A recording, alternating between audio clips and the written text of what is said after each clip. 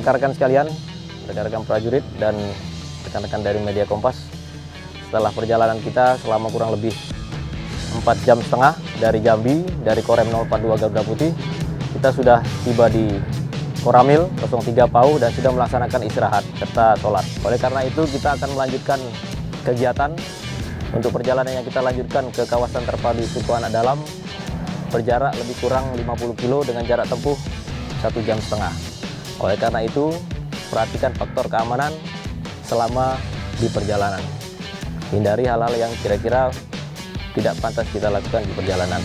Untuk rekan-rekan dari media bisa menyesuaikan kegiatan kami yang ada di sana dan tetap menjaga adat istiadat yang ada di wilayah tersebut. Ya Pak, saya kira demikian yang dapat saya sampaikan.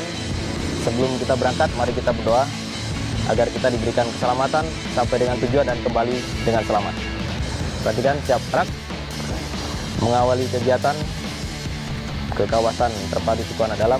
Mari kita berdoa menurut agama dan kepercayaan kita masing-masing. Berdoa mulai. Selesai.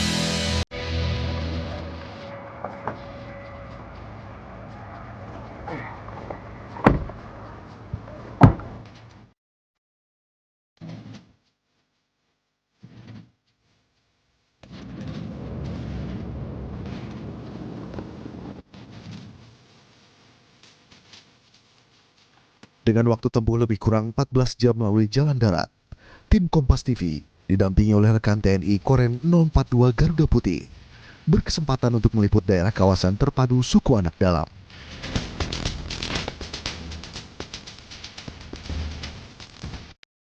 Kalau kita berbicara tentang Suku Anak Dalam di daerah Provinsi Jambi, maka kita dari hasil pendataan terdapat sekitar 117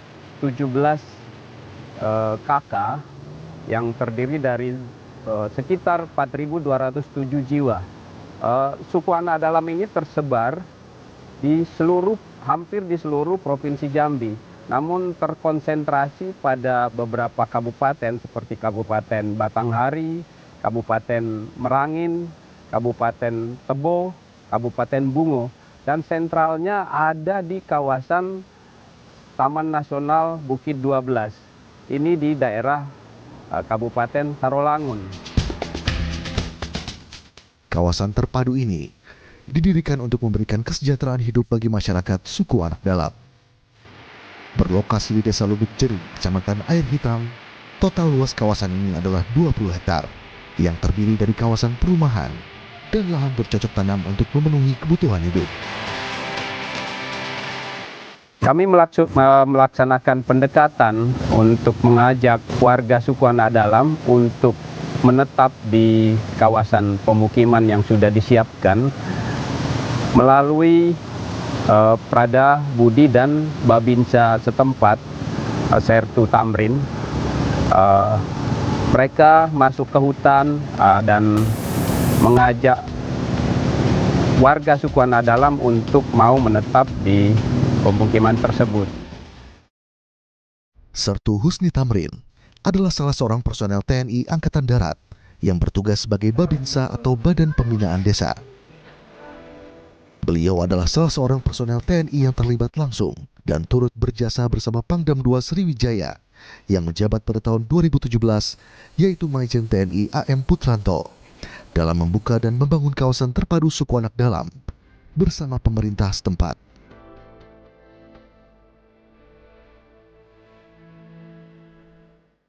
Proses pembentukan kawasan terpadu Suku Anak Dalam itu dimulai dari 2015 saat kunjung Bapak Presiden, di mana Bapak Presiden menyampaikan kenapa mereka ini kok tidak menempati rumah sesuai yang sudah dibangun oleh Kemensos, kenapa kok nggak ditempati. Jadi saya bilang waktu itu kebetulan saya jadi penerjemah di perkunjungan itu. Saya sampaikan Pak Presiden, mereka menjadikan rumah ini Pak Presiden hanya rumah singgah. Kehidupan mereka sebenarnya ada di hutan sana, berburu dan meramu. Setelah dapat hasil dari hutan, mereka bawa hasil keluar, jual. Nah disinilah tempat mereka singgah sementara. Jadi kalau saran saya Pak Presiden, apa salahnya kalau memang bisa dianggarkan dibuat semacam transmigrasi untuk mereka, kita ajarkan mereka bercocok tanam sehingga mereka bisa menafkahi diri mereka sendiri dengan turunan mereka nanti.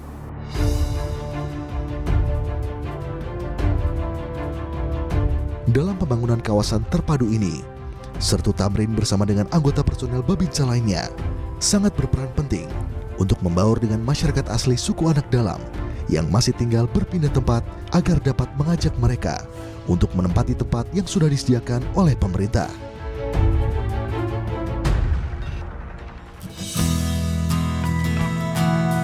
Untuk bertemu masyarakat di suku Anak Dalam, Sertu Tamrin bersama dengan personel TNI lainnya harus berjalan menyusuri hutan untuk menemukan lokasi dari suku Anak Dalam. Suku Anak Dalam merupakan masyarakat tradisional dengan pola hidup yang sering berpindah tempat atau nomaden. Hal tersebut dilakukan karena pergantian musim, ketersediaan sumber makanan, atau jika salah satu anggota keluarga meninggal. Ketika sudah menemukan lokasi mereka, Sertu Tamrin berdialog dengan mereka untuk mengakrabkan diri dan juga tetap berusaha membujuk agar masyarakat yang masih enggan untuk menetap agar segera ikut menetap.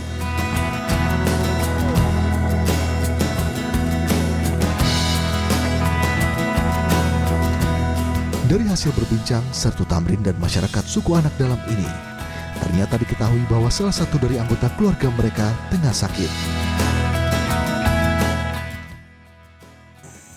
Kapicit po mo kaso niya. Olan ka hobi? Hah? Kawan kalau sakit tuh ya kayak laki kamu tuh nak lagi. Saya makan dikit ya. Mie kalau dipaksa. Kalau nggak dimakan nanti nggak ada perlawanan. Mau makan nasi apa? Nggak ada ini. Ya. Mau makan nasi dikit-dikit. Obat dulu makan sama sekali obat. Mulut pahit nggak? Kalau makan pahit, mulut pahit. Iya. Oh iya malaria. Iya. Ada makan makanan enggak sebelumnya? Makan buah-buah sama-sama. Ya, jalan. Jelas. Poning kepala kanan. Au. Oke. Oke Pak ya. Kita pas Pak ya. Ya Pak, Indo sedia ya. Ya. Indo itu ada nasi.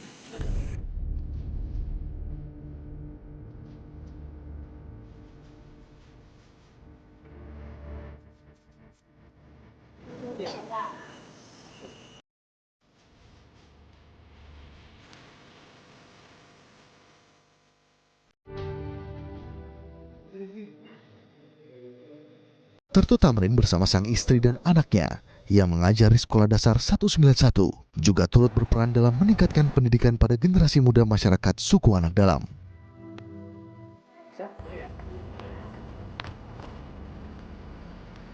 Nah, awalnya bertugas di sini, saya merasa anak-anak ini asing karena yang saya tahu, yang saya lihat di jalan itu suku Anak Dalam ini orangnya menyeramkan. Mereka ini menyeramkan dengan pakaian cuma menggunakan cawat, kemudian kemben, dan selalu membawa tombak dan senjata-senjata tajam kemana mereka pergi. Jadi pada saat itu saya tidak berani untuk mengajar mereka. Pada saat itu siswanya tidak terlalu banyak karena perhatian dari orang tua ini belum motivasi yang besar untuk anaknya belajar, sehingga saya berusaha untuk berpikir untuk menjemput bola ke dalam. Maksudnya kita berusaha mengenal mereka, kemudian membujuk mereka untuk mau datang ke sekolah. Pada saat itu kita mengajar juga ke dalam, jadi mengajar ke dalam. Minimal mereka sudah dekat dengan kita. Nah, pada anak-anak yang kita ajar mulai dari lingkungan sekolah, karena kita melihat suku Anak Dalam ini banyak, tapi mengapa mereka tidak mau datang ke sekolah? Nah, kita kejarlah mereka terutama yang di sekitaran sekolah dulu, kemudian baru kita kejar ke dalam, ke lokasi mereka, ke pondok-pondok mereka, dan kita mengajar di sana. Jadi siswa ini tidak sama dengan sekolah lain yang pakai pendaftaran, kapan masuknya, kemudian kapan liburnya. Kalau di sini mereka kapan mau sekolah datang. Jadi anak-anak itu yang ngintip di jendela atau datang cuma lihat-lihat saja, nanti kita akan tawarkan mau belajar apa enggak. Nah pada saat itu mereka bilang iya mau belajar. Nah kita suruh masuk walaupun kadang cuma pakai celana pendek, kemudian kaki nyeker juga. Nah mereka kita ajak masuk belajar, kita kasih buku dan kita kasih alat tulis. Warga suku anak dalam memiliki hak yang sama dengan masyarakat Indonesia lainnya. Mereka berhak hidup layak dan mendapat pendidikan. Kini, banyak warga suku anak dalam yang tidak lagi buta huruf dan selesai mengenyam pendidikan hingga tingkat SMA. Kemudian, imbas dari situ, saya juga berusaha membina anak-anak mereka supaya bisa hidup layak. Sehingga ada salah satu dari anak didik kami yang sudah menjadi prajurit, yang menurut saya suatu kebanggaan yang sangat mengharukan bagi saya, karena satu-satunya suku anak dalam yang selama ini belum pernah menyecap rasa kemerdekaan. Untuk itu anak saya ini saya salurkan hobinya, saya salurkan niatnya sehingga menjadi prajurit. Sampai saat ini susah rasanya untuk mencari orang sosok suku anak dalam supaya bisa seperti Budi.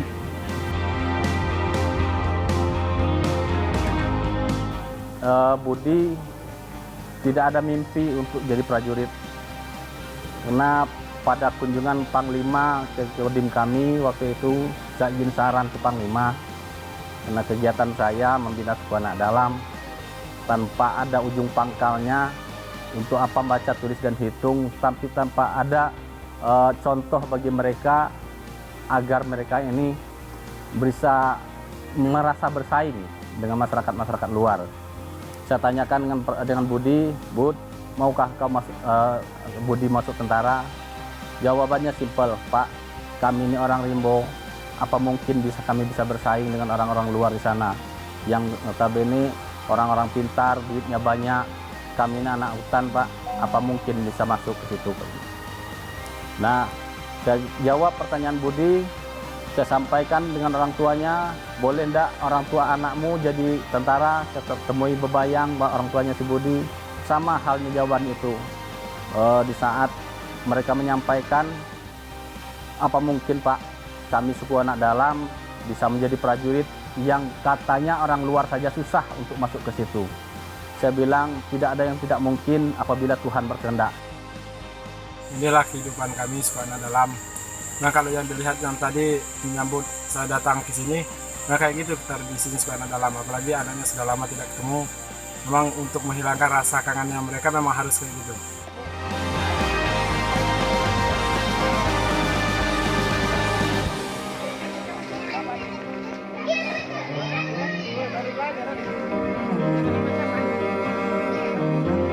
Menjadi Tentara Nasional Indonesia dan menjaga keutuhan NKRI merupakan hak dari seluruh masyarakat.